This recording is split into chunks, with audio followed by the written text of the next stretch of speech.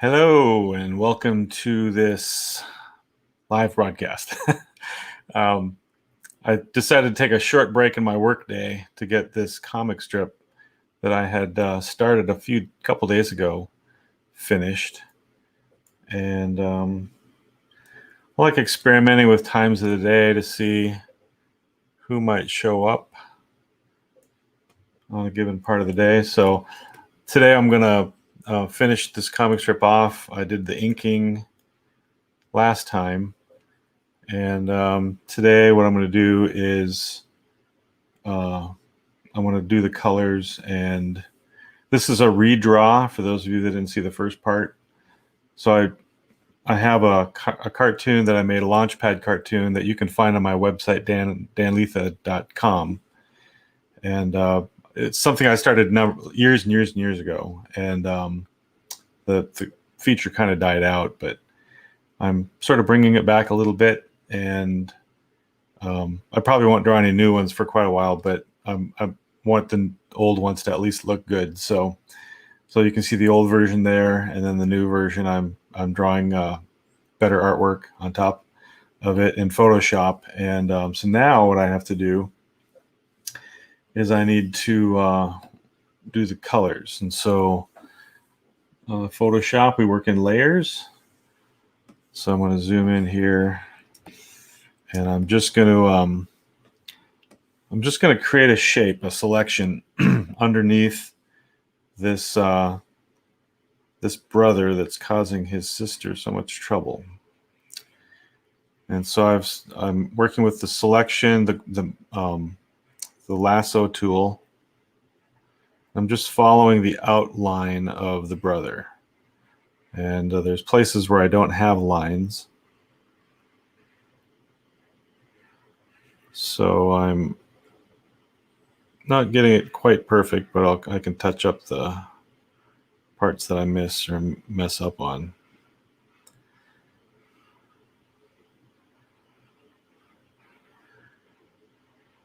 So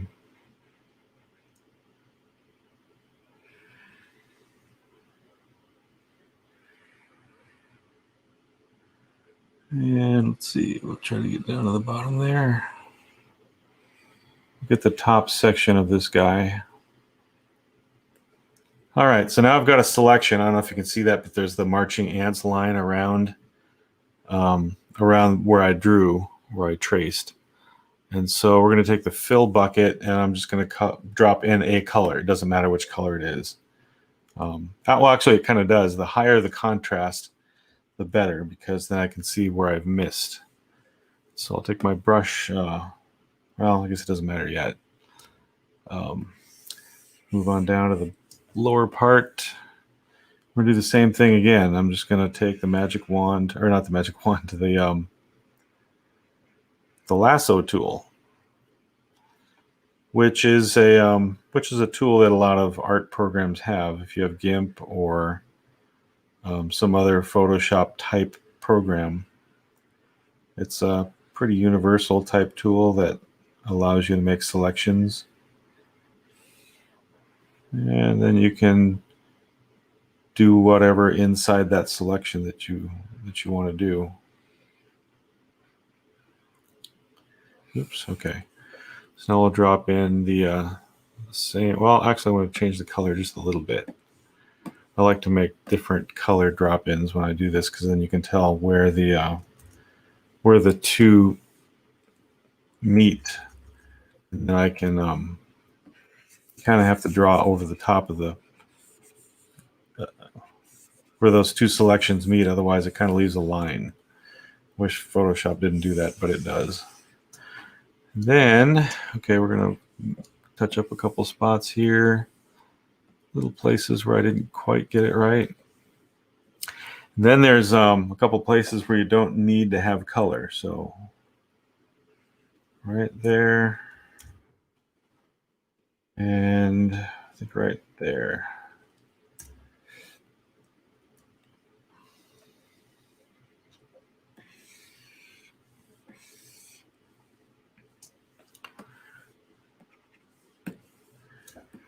Okay, so now that I've got what's going on here is I've got the inks on one layer, and I've got the color that I just put in on another layer.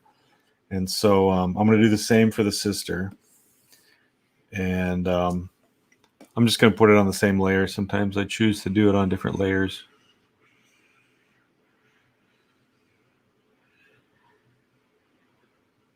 There's bunches of different ways you could do the coloring on these figures.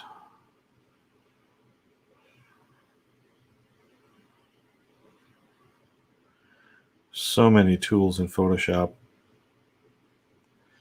Remember the first time I got Photoshop was a long time ago, and Photoshop probably wasn't even half the program it is now. But even way back then, in the mid 90s.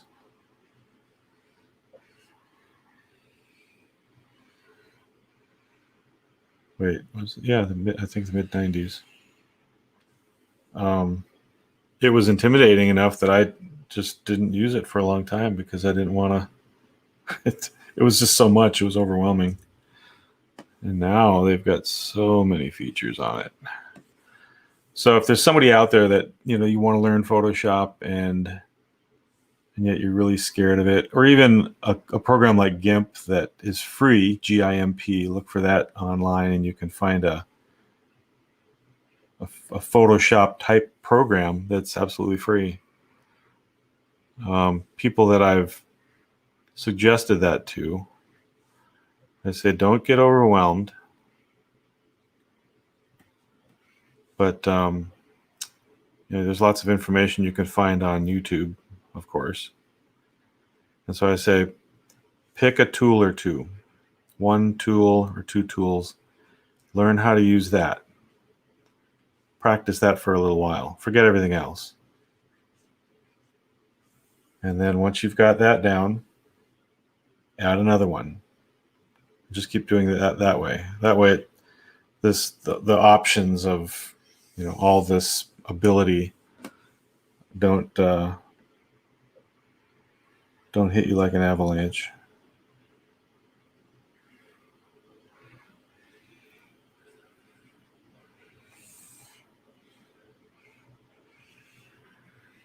So much information we have access to these days.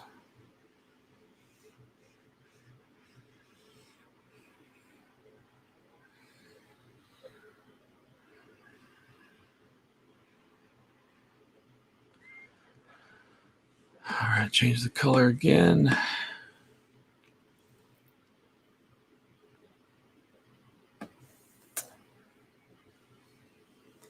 For anybody watching this video after the fact, as I don't have any guests right now, any viewers, I'm hoping that people will find these videos and will tell friends of theirs or family members or whoever that would have a special interest in a cartoon, how to illustrate, how to cartoon, and that mixed with a Christian teaching, that sort of thing.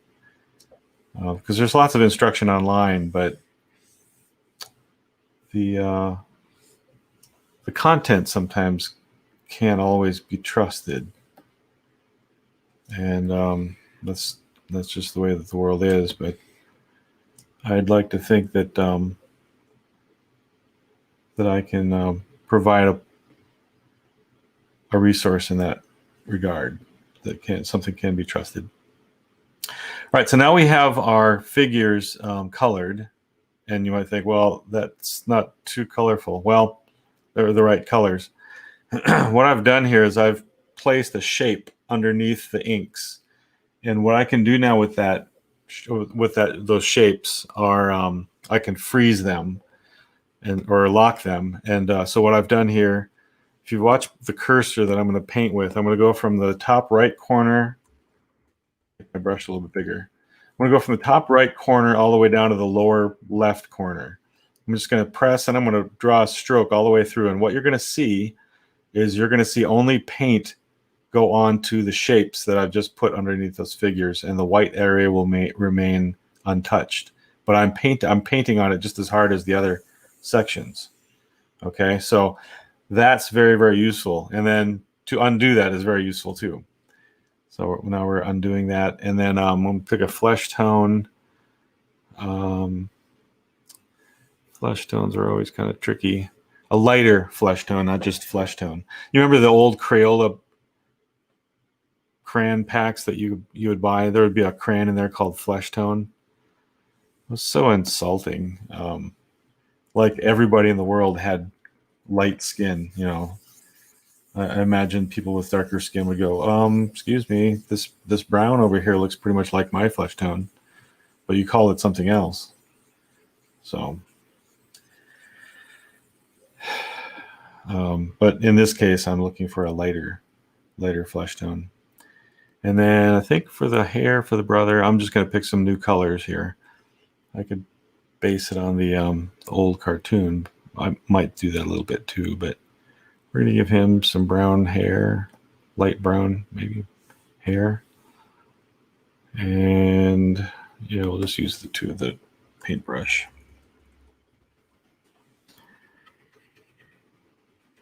And again, whenever I come across the edge of the figure, I don't have to worry about being so careful about not painting off the edge, because I can't. Because the edge, that shape is locked, and I can only paint on the section where there's that original color that I'm painting over right now. So all the white will remain untouched.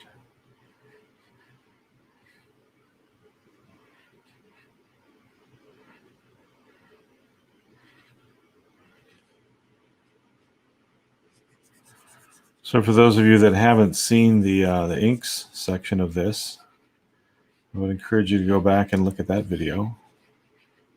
It took me about a half hour or so to ink. I had a little technical difficulty too, as I'm really still learning how to do this live stream stuff.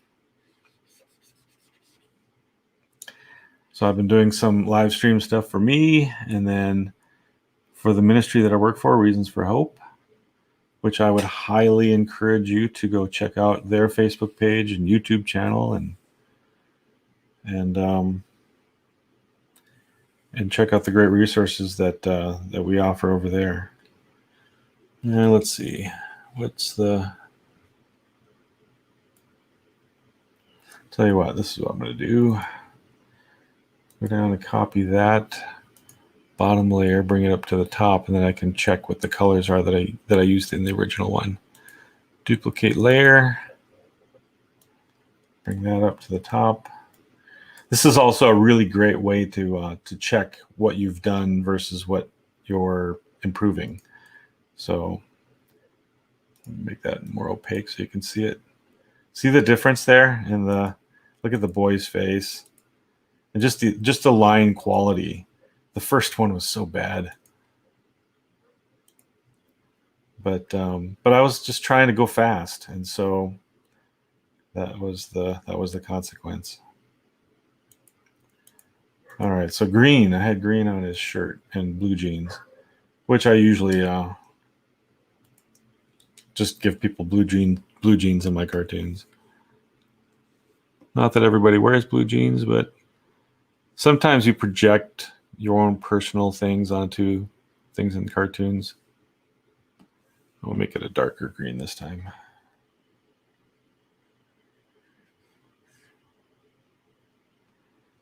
And maybe I should put a little more of that. I'm going to go outside the boundary here. Add a little shirt to him there.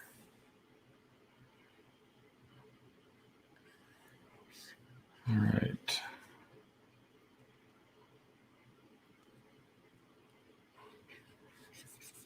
All right, then I can make my brush bigger, a little faster.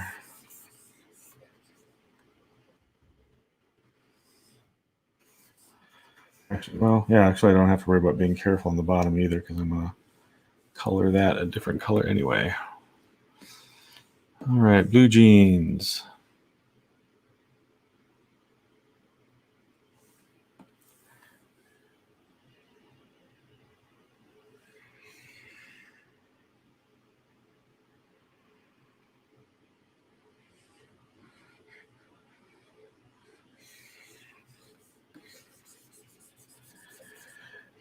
little while ago too, I made another video that I basically just sat down and asked the question, what kind of videos would you like to see? I've got a lot of ideas.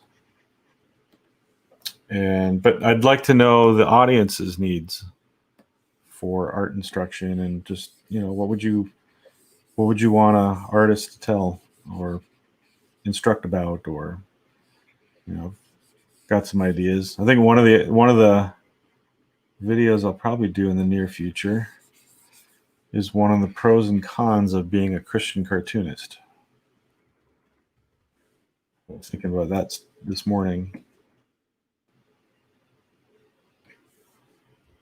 And some of the things I came up with might surprise you.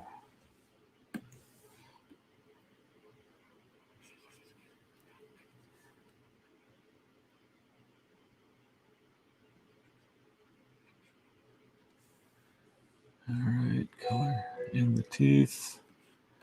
The phone's ringing and nobody is home. Call from.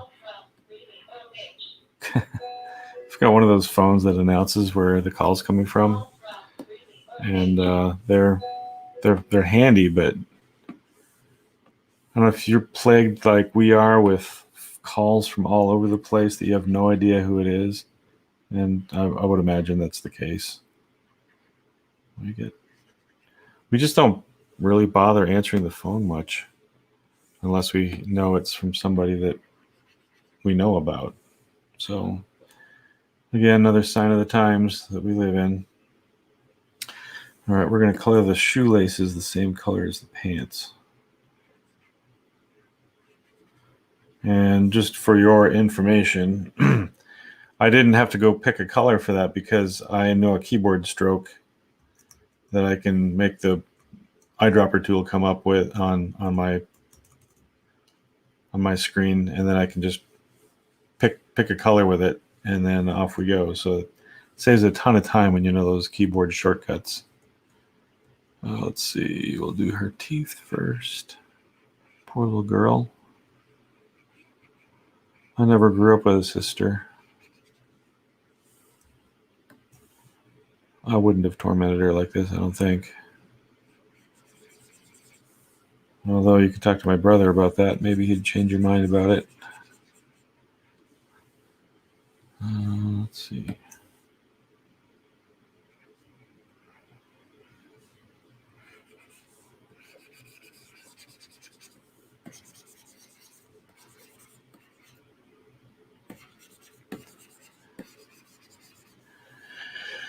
All right, all the tears are filled in. We're going to give her like a yellow-orange type of hair. Hair is kind of an interesting thing. I like making blonde hair like yellow. And not so well. It was a while ago already. A friend of mine has a little boy, and I showed him one of the cartoons that I had made, and there was a yellow-haired person in the cartoon, blonde, And he looked at it and went, "Why is her hair yellow?" To him, it wasn't blonde; it was yellow. And so I thought that's interesting. I always kind of thought yellow was sort of a cartoon version of blonde, but apparently not all people see it that way. It's very interesting always to get the opinions of kids. I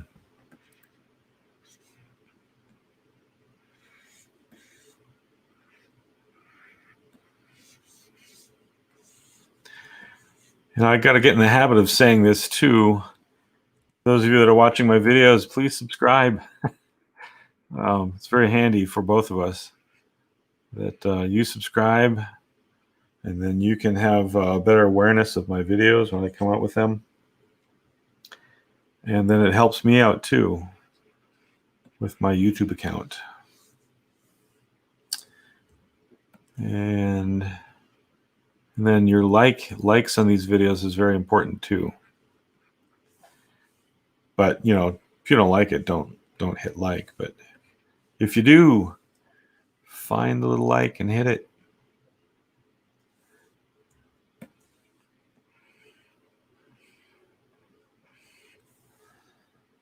right, now what was her shirt color? Oh, sort of a pink, magenta, pink sort of thing. All right, well, I think we'll go there.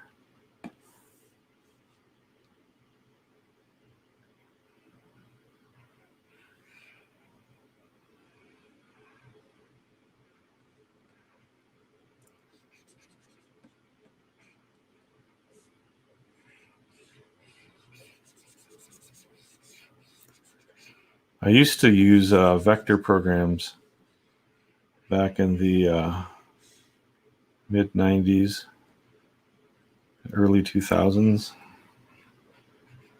And then the program that I used died. The computer program, or the company anyway, was bought out by Adobe. And then Adobe ended up killing it because it was the competitor. They bought out their competitor and then supported it for just a short time. It was Macromedia Freehand that I used. So now I need to probably learn Adobe Illustrator because that was the competition. Although I do have a copy of Freehand here. It's just a matter of you got to run it on an old computer, and there's some hurdles in doing that. So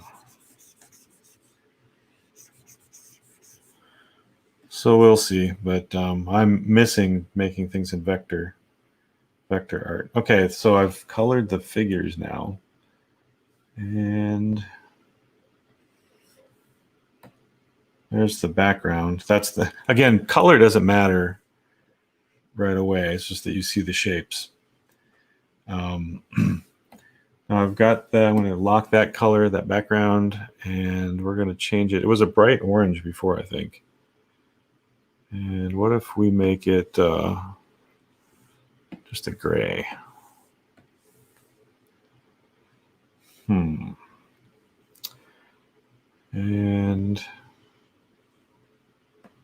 what if we did like a lighter orange?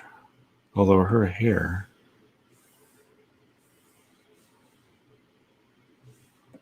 lighter yellow, that might not work. Another advantage to computers is you can just try stuff, and it's just instant, and there's no consequences. You can just try it for all you want. If this was a regular piece of paper with markers or whatever, I could not do that.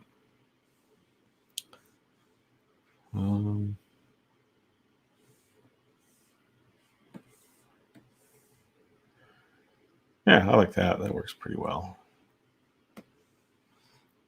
Maybe for the floor, we'll do a different. A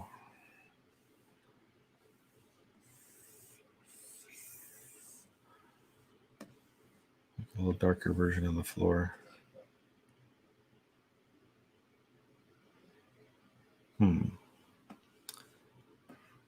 Gray.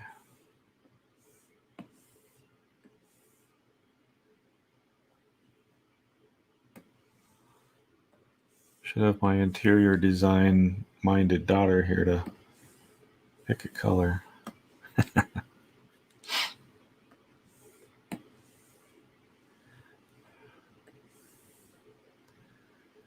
All right, we'll stick with that for now.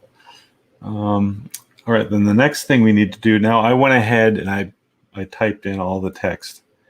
So she's saying mommy, and we've got my new website URL that goes on the top.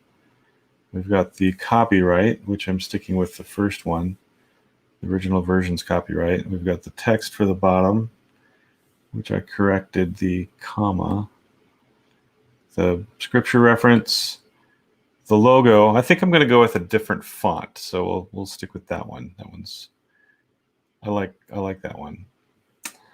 And then the only font that we don't have in there yet is I was going to hand letter the laughter of the boy.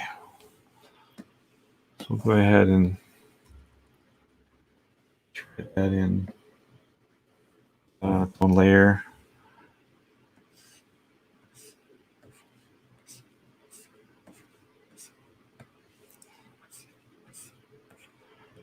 think lettering is going to be kind of one of those skills that's going to sort of die out because everything is fonts these days. So there's pluses and minuses to the computer. That's another video I need to make sometime.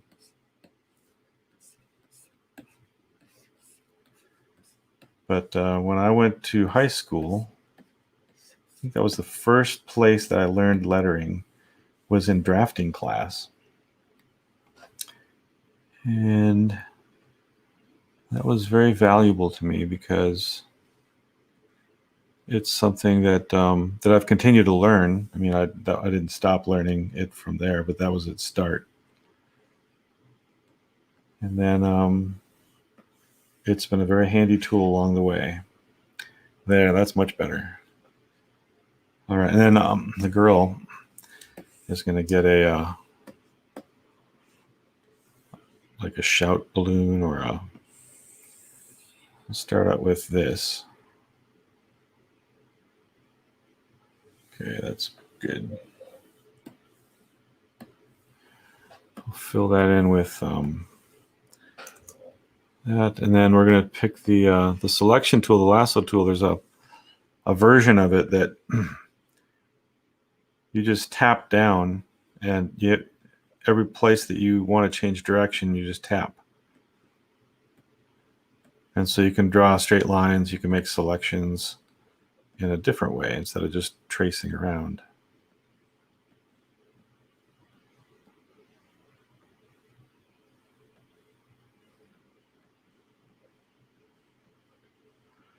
So the jagged edge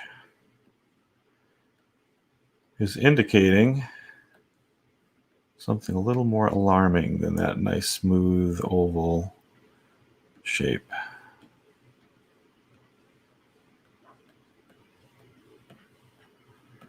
Try to make them a little more irregular. And boom. And then I'll take the paintbrush, make that real big.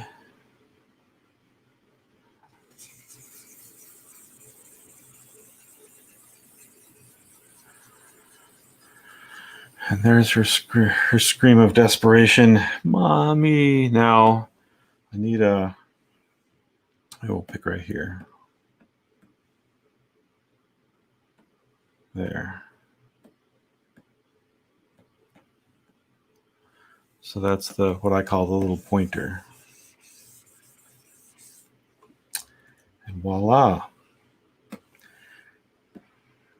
Again, when you're learning these programs, you don't have to learn it all at one time. Just pick one tool and go with it. Oh, you know what? We've got the last thing that the missing piece. Learn these big programs one tool at a time, and you'll get there. There's lots of tools in Photoshop that I don't know how to use yet, but I know how to use the main ones that I do. And it's a fun program. A little expensive, so like I said, there's free versions of other things that you can use that are similar. Very valuable for practicing. All right, so my name goes in here too.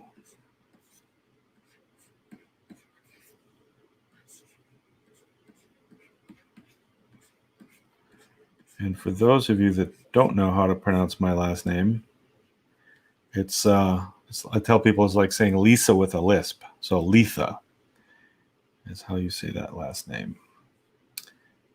And we'll put in the 2020, even though the copyright says 2001, but this redraw was done in 2020. So I think that does it.